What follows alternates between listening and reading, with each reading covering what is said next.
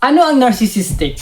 Mga palatandaan, halimbawa, at bakit may ganitong mga lalaki? Mapapansin mo ba na may mga taong sobrang mahal ang sarili nila? Parang sila lang ang tama, sila lang ang importante, at kapag ka nasaktan ka, parang wala lang sa kanila. Kung oo, baka ang ugali na yon ay ang tinatawag na narcissistic. Sa video na to ay ipapaliwanag natin kung ano ang narcissistic, ang mga palatandaan, mga halimbawa sa buhay, at kung bakit napapansin ito sa ilang mga lalaki. Kung ngayon mo lang narinig ang salitang ito, okay lang.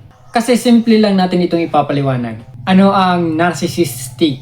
Ang narcissistic ay isang uri ng ugali o personality na kung saan ang isang tao ay sobrang nakasentro sa sarili. Gusto laging hinahangaan at pinupuri. Hirap makaramdam ng tunay na empathy o malasakit sa iba. Ayaw mapuna at kapag ka napuna, nagagalit o naninisi. Paalala, hindi lahat ng confident o mayabang ay narcissistic. Nagiging problema lang ito kapag ka nakakasakit ka ng ibang tao at paulit-ulit na ginagawa. Ang narcissistic na tao ay parang salamin lang ang tinitingnan.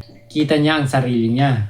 Pero hindi niya talaga nakikita ang nararamdaman ng iba. Ang halimbawa ng narcissistic na ugali, narito ang ilang madaling makilalang mga senyales. Laging siya ang bida sa kwento.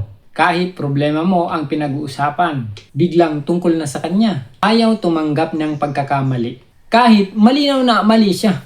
Manipulative, marunong mag-guilt trip para makuha ang gusto. Galing sa umpisa, pero masakit kalaunan. Sweet, charming, pero kapag ka nakuha ng tiwala mo, nagiging controlling o malamig. Bakit may mga nagiging narcissistic na lalaki? Hindi lahat ng lalaki ay narcissistic. Pero mapapansin ito sa ilan dahil sa paglaki at pagpapalaki. May mga batang pinalaking laging sinasabihang, ikaw ang pinakamagaling. Kahit walang accountability, kultura at ego. Sa ilang lipunan, tinuturuan ng mga lalaki na huwag maging emotional. Kaya natatabunan ang empathy, insecurity na tinatago. Kadalasan ang sobrang yabang ay takip sa mababang self-esteem. Sa madaling salita, hindi ito lakas kundi takot na masaktan o kaya naman ay mapuna. Narito ang trivia patungkol sa narcissism. Ang salitang narcissism ay galing sa Greek myth na si Narcissus. Isang lalaking na in love sa sarili niyang refleksyon sa tubig hanggang sa mamatay siya doon.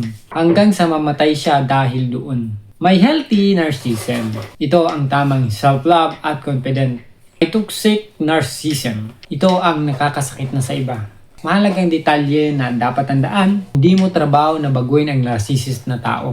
Mahalaga ang boundaries. Kapag ka paulit-ulit kang nasasaktan, di ka sensitive. May problema talaga. Salamat for watching. Sana nagustuhan niyo ang video na to at kung hindi ka pa nakakapag-like, pwede ka mag-subscribe sa ating channel at pahit na rin ang notification bell para lagi kang updated sa ating mga latest video. Thank you so much!